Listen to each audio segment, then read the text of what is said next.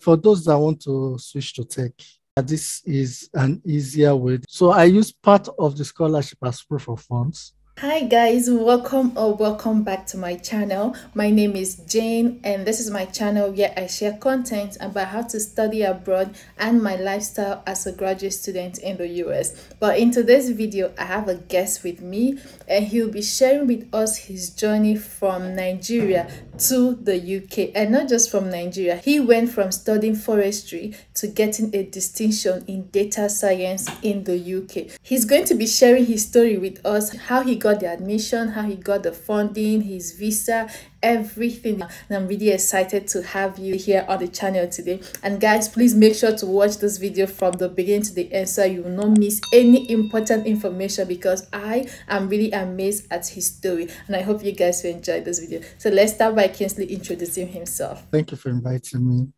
My name is Kingsley. Before now, I studied agric, and of course, I have a bachelor in agric. To be specific, forestry. I was back in Nigeria, University of Benin. Then I worked a little bit in the bank for a while as a risk analyst. That was when I had interest in going into analytics, data, and others. It's very interesting. How did you go from forestry to bank, then at least data analysis? Now we know it's because you worked in the bank, but from forestry, how did you go to working in the bank? Okay, like we all know, the typical Nigeria sector, what you just need is a 2-1. Not only in Nigeria, anyways, even here in the UK, they really don't tie your course to what you want to do, right? So I graduated from a typical Nigerian university with a 2-1, followed the usual graduate training routes for most bank organized. So mine was back then it was Wema Bank. I followed the graduate training route. I entered the system as an executive training, gained some professional experience, meet people who spurred my interest in data. So I started gaining interest in data science in particular. I put in application in most schools, especially in Canada, in the US. My intention was not actually to come to the UK, right? What actually spurred my interest to the UK was the conversion courses they have. So the UK give opportunity to convert from any field. So you could study data science irrespective of your background. I can say I'm a bit privileged because the whole scenario happened in a time where the UK government actually needed a lot of data analysts, AI specialists. So how I stumbled into my own course of study. So I just saw it online. I was going through some schools, right? And I saw that, oh, Teesside University has a conversion course in data science. Though my intention was not to study on Teesside University, I applied for the course because I wanted to just gain admission. I use the admission to apply for a scholarship. Then the Niger Data Scholarship. Yes, to some of us in Nigeria, we know about Niger Data Development Scholarship, NDDC. Yeah, so that was why I just wanted the admission so I would be able to apply for the scholarship. Probably when I get the scholarship, I change school to somewhere in Canada or somewhere. Apparently that same year was the year NDDC had some saga with money missing, so they didn't hold the scholarship that year. I already had the admission. So the admission was in applied data science. Having the admission, I just ignored it based on, okay, the purpose I wanted to use the admission for is now coming on, right? After some time, the school sent me an email that this course you applied for, they actually had a scholarship tied to it, which is worth £10,000. All I just need to do is to write a reasonable essay why I want to study data science. I ignored it. I still didn't really respond. Yeah. I was still doing my normal daily tasks, going to work, waking up, the Lagos saga, wake up in the morning, go to work, come back very late. I think that was like 3 days to when the scholarship will expire. They sent me a mail again that this is still pending. Would you be interested? Like a reminder made that I've not applied for scholarship. Oh, I was like, oh, okay, I'll try and do this. So I still forgot. I left it. I think I came back one day. I think that was a Friday night, right? Friday night. I just came back. I came back from work around 10 because of Lagos traffic. I was not looking at my mail and I remember that, oh, they actually sent me a reminder that this is going to expire. I checked it. It's going to expire that night. So, of course, I had a lot of essays I've written before for MasterCard scholarship, that I applied for initially. So I just pick one of those essays, try to refine it to suit the need of the scholarship essay. I just place it there and submit randomly. Uh, I wasn't really expecting a response, anyways, but apparently 2 weeks, if I'm not mistaken, 2 weeks after my application, I got a feedback that wow, I was selected.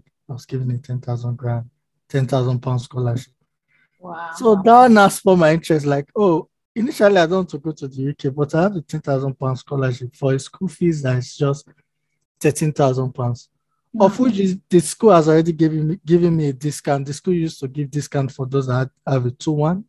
They'll give you discount for 2-1 above, yeah. They'll give you discount of 2,000 pounds. So the school already gave me a discount of 2,000 pounds. Now I'm getting a 10K scholarship. So in reality, I needed like 8,500, right? Because the school fees was 13,500. Okay. So in reality, I was just left with 8,500. So I thought of it, 8,500 ordinarily, given the fact that I've been working for 2 years plus, I should have that as savings. How much is that in Naira? Then pounds were barely, I think, 394, because that was early 2020. Yes. So around 394. So let's just round it up to 400. Pounds was around 400. So 400 times 1.5, that's barely a millionaire, not even up to. So that's like a millionaire, yes. So that was it, right? Initially, I don't want to accept it. I caught some of my friends here in the UK. They were like, Kingsley, are you sure you just got 10,000 pounds, like, and you're saying you don't want to go? Why? So what are you waiting for?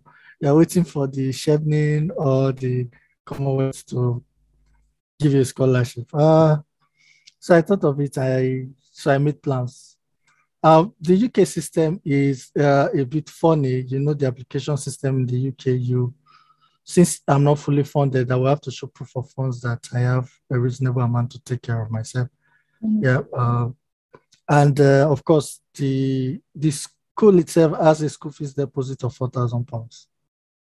So the fascinating thing about the scholarship is that it's going to be paid to me directly. It's not going to be paid. It's not being used to offset my school fees. So I will have to decide what I want to do with the money. Looking at the situation, I needed to pay the 4,000 pounds, which is school required. So I paid the 4,000 pounds, which was barely 2 million then, right? 2.2 million. Yeah. So that was the money I paid. Along the line, I had to change my course to a 2-year course. So because the school had a data science, the applied data science, they have the 1-year option and the 2 years option. What's the difference? So the 2 years option come with an advanced practice. Okay. So that's the major difference. What do you mean by advanced practice? So it's like you're doing an internship with a company or with school. So that is the option. Do you get to pay school fees for a second year? Let's say you're doing internship, you pay school fees. Yeah, we have to pay school fees. So changing my course actually increased my school fees to 15,000 pounds as against the initial 13,000 pounds. But the beautiful thing is that my school fees is going to be split into two, right? I'm going to pay 7,500 first year and 7,500 the other year, which actually reduced my proof of funds because tactically you are telling me that I'm just paying 7,500 and I've made a deposit of 4,000, right? That means making a deposit of 4,000 and I paid 7,500. Then I have a £2,000 school fees. What's it called? Discount. So that means for a 7.5, I barely have like 1.5, right? So I use part of the scholarship as proof of funds. Yeah. So that now reduce my proof of funds. Mhm. Uh, of course, I've already the initial deposit. Mhm. So my proof of funds, I think I barely require just £1 million also. Ordinarily, my proof of funds is somewhere around £10,000. So I think it's 9 to 30 also if you are living outside London. And don't quote me, I can't give you the exact figure, but you have to check it out. But I know it's within the range of £10,000. So with that, my proof of funds is already reduced. So I just needed to pay somewhere around, I just needed to show somewhere around £1 million or as proof of funds. So with that, I just add that amount in my account for 1 month, send it to school for compliance check, apply for my visa, and I find myself in the UK. When they pay me my scholarship money, I just channel it back to the school fees. Mm-hmm.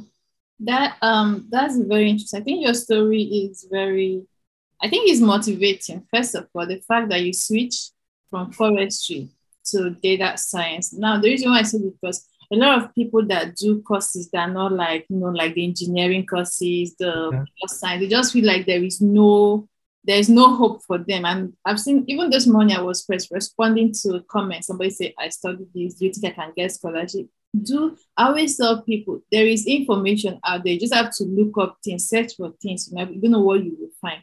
And now, secondly, so now you got to the UK, right? That means you're not getting paid extra money. It's just the funding they give you that you used to pay your. Yeah. So when you got to this, first of all, how are you taking care of yourself, your living expenses, paying rent? The UK system is a bit self-sustaining. They give you privilege to work 20 hours as a student.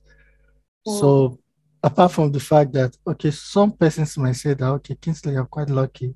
You're working in the bank, so you have a little bit of savings. Yeah. In a way, that's not really the fact. That savings I had initially helped me with the initial deposit, right? Mm-hmm. And the one of upkeep, the upkeep funds I had in my account. So in reality, that will not be able to sustain me. So the UK, when you come to the UK, I had to pick up a part-time job. Mm. So I worked for Amazon for a year, right? So and that was enough for me to pay my rent and take care of myself. Then during the summer, I was still having some balance of school fees to pay, which is barely £2,000 or so. Mm-hmm. Yeah, so during the summer period, then you have the privilege as a student to work full time, and that's 4 months. Yeah. So if you are hardworking, you work your standard 40 hours, you should be able to save up to £2,000. Mm-hmm. So during this summer period, I save up the rest of the school fees and I paid it off. Mm-hmm. So it was quite easy for me, without stress, without needing additional help from home or any other person. So for instance, let's assume I am a fresh undergraduate in Nigeria. I don't have any job or anything, and I get this scholarship. Do you think that the money I will make would be enough to sustain myself? I know yours was enough, even though, like you said, the money you had, of course, it could not sustain. But do you think if I didn't have anything, because that's the case of most people when they're flying abroad, they don't have any money, they find a way to get their flights and all those things to come over. So do you think the money they will make working 20 hours a week will be enough for them to take care of themselves and also be able to cover their remaining school fees? For me, what I would advise if anybody wants to come to the UK, even without having the scholarships, I have a couple of colleagues from my former working place who have been able to bring to my school. So they didn't have the scholarship in the room. The most important thing, if you don't have a scholarship per se, right, is to make sure you pay your first year school fees. So if you're able to pay your first year school fees, it removes that pressure of wanting to meet up with school fees and struggling with your academics, right? because of course you came here to study, so academics is key. You should have a good grade, which is very important. So the first thing is to pay up your school fees. If you are able to do that, and if you are using the standard from A and others, let me use my school for example. They already made that easy for you in the sense that they have an initial deposit you can bring, which if you pay that off, you can actually travel to the UK if you can show your proof of funds. Then apart from that, the school fees has already been split. It's only Teesside University that I know that they do that. They try to split the school fees into 2 years, and the school has a 7 months installment plan, so you can pay 7 times. So for those that find it difficult, if you can pay your first year school fees and you come to the UK, right, you should be able to split the other year school fees into 7 installments. That aside, let's say, assuming you pay just your initial deposit and you come to the UK, the balance of the deposit, you can pay it 7 installments the first year, then you still have another 7 installments to pay for the second year. So in reality, if you're doing a 2 years course, that gives you 14 installments. Yeah. Which I believe that if it will give you time to balance your academics, balance your work, and that gives you 2 summer period to work, which is 8 months. So if you have 8 months to work to just pay, let's say you are paying the balance of your school fees, if you are prudent enough, you should be able to save up to £1,000 a month, or let's say £800 a month. If you save £800 a month, that's £8,000, right? For 8 months. So I believe if you've paid your deposit, right, and you have £8,000, that's almost cover it all. Okay, so, and also I think if it's going to be a lot for the person can just do the 1 year program instead of doing 2 years. So I would advise a 2 years program because, so what a 2 years program does is, especially with those having financial constraint. Now, a 2 years program, a 1 year program, currently now my school, I think the 1 year program, they've increased the school fees to £15,000 or so. Then the 2 years program is £17,000. So if you are paying the school fees as a whole, that means you pay the full 15,000, the entire £15,000. Of course, that's a huge amount of money. Then you now showing proof of funds. With that, you will need up to approximately 18-20 million already, if I'm not mistaken. Why the UK is good is the proof of funds you require is just for the first year. That means you have to show the balance of your school fees plus your proof of funds, plus your living expenses, sorry, as your proof of funds. So if I pay £4,000, I will show the balance of my school fees. So if I pay £4,000 out of 15K, I have, let's say I'm giving a 2K discount. So that's 6,000, right? I still need to show 9,000 as balance of my school fees plus 10,000 as proof of funds. That's 19K. Yeah. But if I'm going for a 2 years course, I paid my 4,000 deposit. I have a 2,000 discount. That's me having just 2,000 left. So I will just show 2,000 plus 10,000. That's 12K. So you can easily rally around to get that fund. Yes. And your next year school fees, you can, in a way, I don't advise that. I advise people to actually have a feedback, like some good money save up somewhere. But in reality, you can, in a way, pay up your next year school fees during the summer period because you have to summer. Oh, yeah. Yeah, so you can pay up the school fees if you're hardworking. Okay, that makes sense. Thank you so much. It's so obvious you deal with data, the way you're breaking it, 10,000, sister.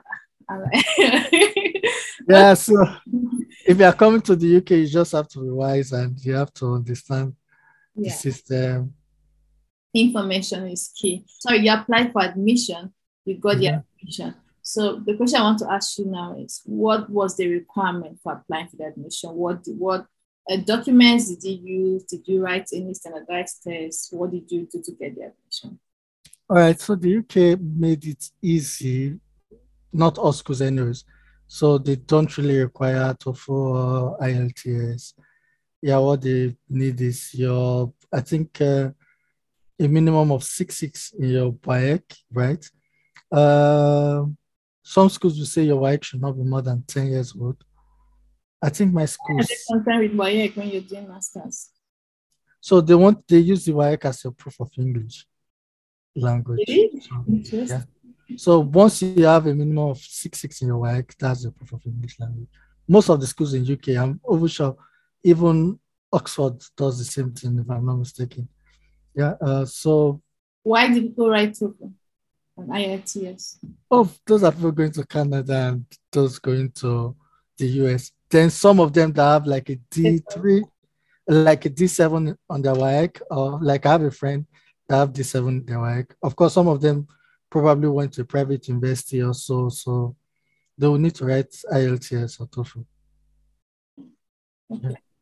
So when I mean WAEC, both NECO is accepted, but some schools might just restrict it to WAEC. Mhm. Yeah. So if you have a C6, that's show that you are proficient in English language. Then you need your academic transcripts Mhm. signed. Then you need your certificates. Then, very most importantly, you need to reference. If you're working already, you might just need to show a professional reference, one of them, then one academic reference, which I did. So I showed one academic reference, one professional reference. If you are a fresh graduate, two academic references, sorry. Then what is a statement of purpose? Yeah. So that entails your background, why you want to study the course, future plan. Okay, so basically that's it.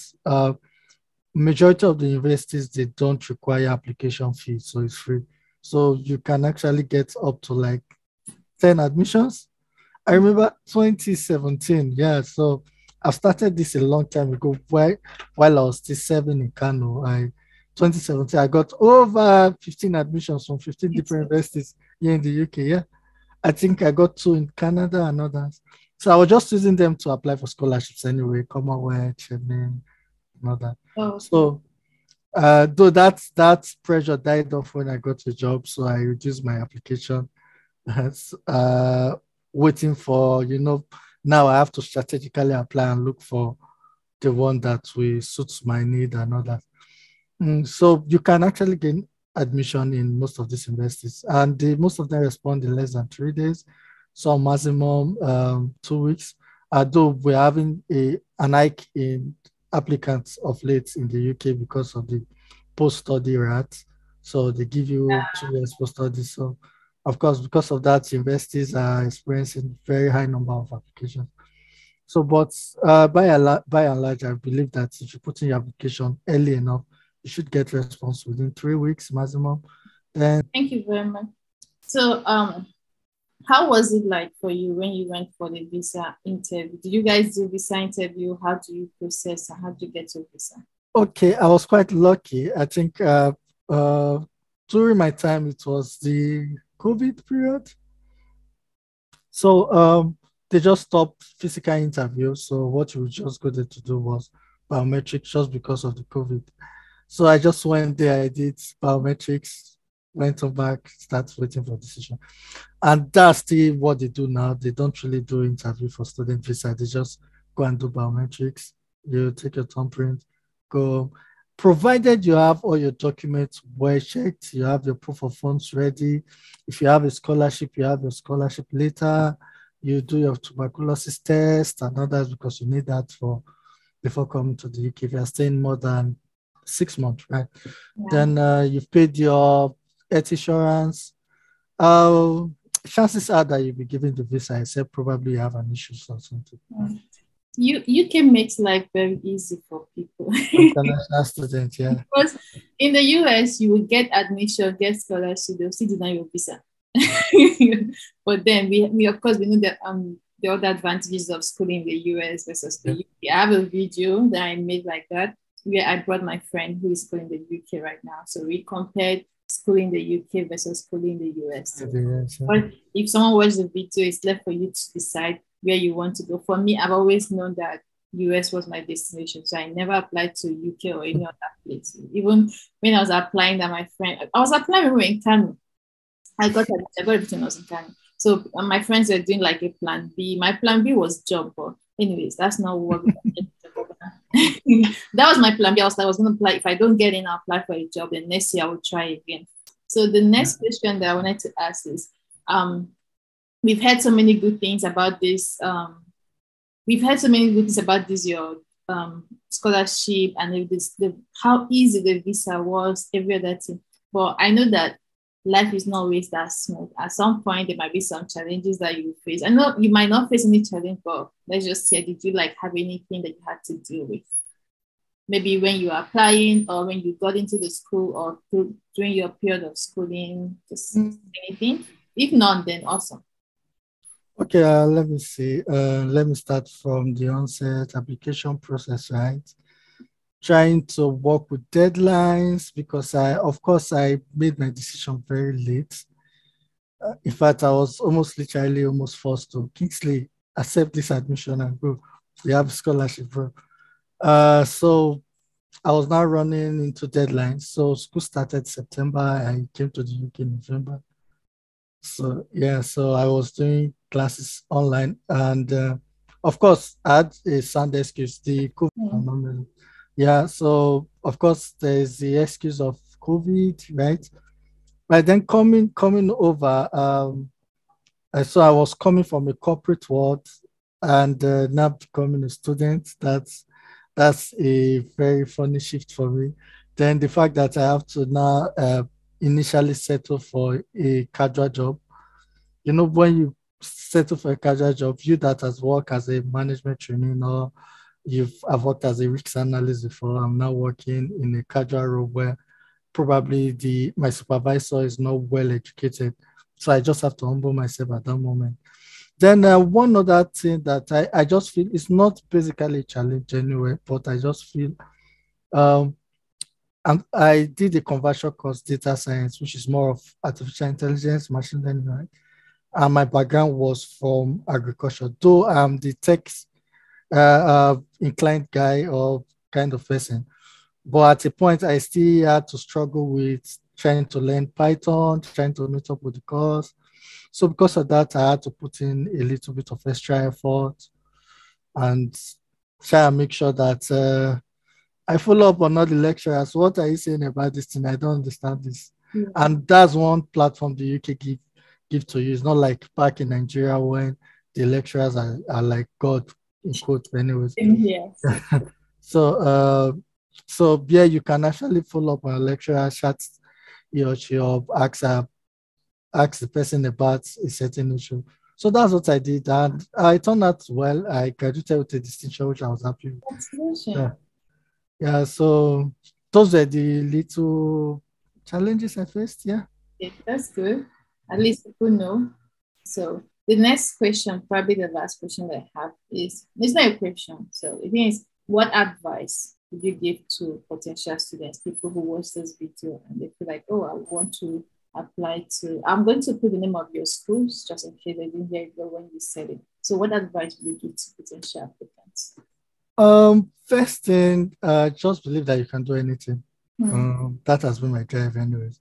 So I wasn't limited by the course of studies. So, and information is key. You have to be informed. So I think one thing that has placed me ahead of most of my peers per se is the fact that I am in a bit more informed than them, some of them anyways. Yeah, so if there's this scholarship, if there's this opportunity, of course, I should know about it. So at any point, just try to be informed, know what is happening around you. Then come to the UK is easy, like I used to tell before. Thus far, I've been able to bring like 5 of my colleagues to my schools. Yeah, to my school per se. It's easy. So some people think that it's big. You need like 1 million, you need one, you need up to 20 million to do it. The most important thing is just to have the drive that, okay, I want to do a master's abroad and I want to do it in this course. Look for universities that offer those courses and look for their criteria. The university that don't that you feel you don't meet up with the criteria, chat them up privately and tell them what you have. If they have a top-up degree for you, so that they can allow you to that particular course, or check out to some other investors. Then apart from that, save up, which is very key. You know, one funny thing, I was telling a friend that preparation meets with opportunity give birth to success. Who said that? Was it? I've heard it somewhere before too. Yeah. Anyway, Sha, we'll go and look at who said it later. The fact that, yes, assuming I don't have personal savings, so I wasn't having much. When the scholarship came out, that I wouldn't have been able to accept it because it's still there were still demand from my end to pay that initial deposit, which was very key. That was almost 2 million naira, right? Though on the scale, I'm getting a scholarship that worth like 6 million, if I'm not mistaken, which is £12,000. If I want to evaluate it now, it's more than 6 million. But then it was somewhere around 6 million, which is £12,000. So I needed 2 million to accept 6 million. So I was privileged to have a little savings, which I used as a leverage, right, to do that. Then if you don't have savings, you should have someone that could help you. So keep relationship. Then just put in the application. Some people have issues with even applying. Some I have issues with some persons that will ask you how to write like a common statement of purpose. So Let me let me chip in and say something. So please, if you're looking for how to write if they are looking for how to write statements of purpose, I have a video on my channel where I explain things, and I'm going to attach it up here for them to go and watch it. I had a session I think 2 weeks ago, and a lot of persons were asking me about which agent did I use. Exactly, that's what I'm saying. Now, this is very serious. Though agents will not like this, but it's the truth. Now, the way the UK is now, if you are using an agent, you are likely most of the time not to get admission or even get answered to by the school. Basically, most schools are trying to cut costs. They know that they have students that apply by themselves, right? And schools pay these agents. I think some schools pay up to £1,000 or £1,500 for bringing a student.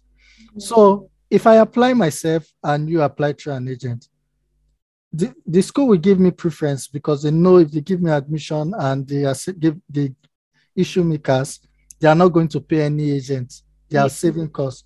So this actually happened last year in my school, 2021.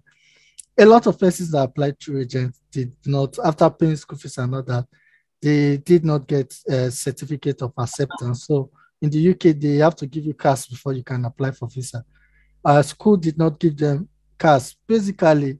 And though I can't... what do you mean by cash? So CAS is actually is like certificates of acceptance. It's a code school gives to you before you can apply for visa. So it's showing that it's a school that is sponsoring you within that period. So because in the UK, if you are coming to the UK, you need a sponsor in a way once you are staying more than 6 months. So the school will give you CAS to show that they are the ones sponsoring you. School will not want to give student that they know they will have to incur 1,500 from them through agent. They will give it to students that apply themselves. So that was what actually happened last year. A lot of persons, after paying school fees, they got the admission rejected, deferred. So it's better to actually apply by yourself. So if you go ahead. If you probably had issues along the line, watch videos like this, right? Chat up students or alumni in that school, or go to the school office, inquire just directly and ask them what to do. Let me use myself, for example, now. For those that want to switch to tech, yeah, this is an easier way, these conversion courses. So at least I was once a forestry brother per se, right? But now I could actually gladly call myself that, okay, I'm gradually into tech. Should I say fully? Perhaps, yes. Yeah, and the UK hold a lot of opportunity. I'm no longer doing a casual work. I work with Intel for now. And of Intel. course, yeah, with Intel. And of course, it's a tech role. And I just feel the major thing is for you to, first of all, take that leap of faith, that step. Don't limit yourself, which is very key. Don't tell yourself that I still have some former classmates that will say, Kingsley, why did you do this? Did you go and do some special degree first and all that? Just know that you can actually do anything irrespective of what you study. Just get a good grade from school and apply for any course. If they say you are not qualified for it, contact them and ask them that, okay, what do you need to do to, if they say they don't want to offer you, check somewhere else, look for other schools so you can actually shift to any course, not any anyways. You cannot do medicine, so let's not go there. So the limitation is us ourselves, so we could do anything if we want to get it. Then, of course, this is the right time to come to the UK. I still used to say, now that post-study rate of 2 years is still there, we Yeah. don't know how long that is going to last. Then for OFS scholarship, the scholarship I had is going to, if I'm not mistaken, that's going to end next year or next 2 years also, right? Because it's just like a campaign. They said they wanted to train about 1,000 data analysts and artificial intelligence, those in, and their target is blacks, or those blacks, female, and those from regions that actually lack the skills. So that gives us back in Nigeria a greater edge, right? Especially ladies. So that's the target. Though it's not becoming highly competitive. Yeah, people are And about yep, it now. not highly competitive, but I believe that especially for ladies, you can easily get it. And it's not just tied to my school alone. They have, so you could go online and check OFS scholarship. OFS is called Office of Students. A lot of schools have it. My school have like 13 places also, so they give only 13 places for my school. Some other school, University of Birmingham, Leeds, other, some have 5, 4, some will have up to 20. Yeah, so put in for the application, give it a try. If you have it, yeah, if you're lucky, you get it. And of course, it saves you a lot of cost. £10,000 in Naira now for going to the, if we're looking at from the black market rate, is up to 7 million plus, if I'm not. Yeah.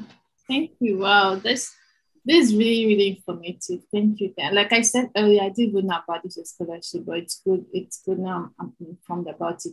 So, Kingsley, thank you so much. Thank you for having me, Jane. Yeah, I really appreciate you accepting to come and share your story, and I'm hoping, like I always do, that when people watch this video, it will motivate them to apply, and they will come back and share their testimony. For those watching, if you know you enjoyed this video, you benefited from this video, please give it a thumbs up, drop a comment. If you don't have anything to comment, just comment thank you, Kingsley, for sharing this information with us. And also, if you've not subscribed to my channel, please subscribe, share this video, and I'll see you guys in my next video. Bye. Bye. Bye now. All right. Thank you.